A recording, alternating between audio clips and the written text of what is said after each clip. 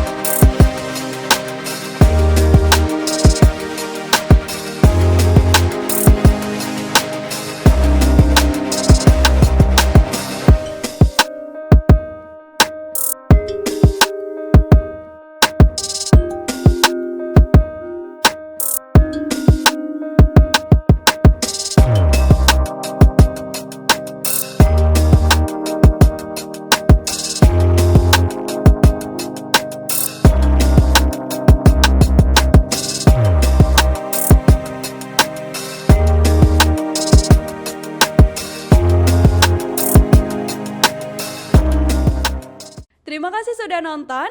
Jangan lupa like, subscribe, dan share ya.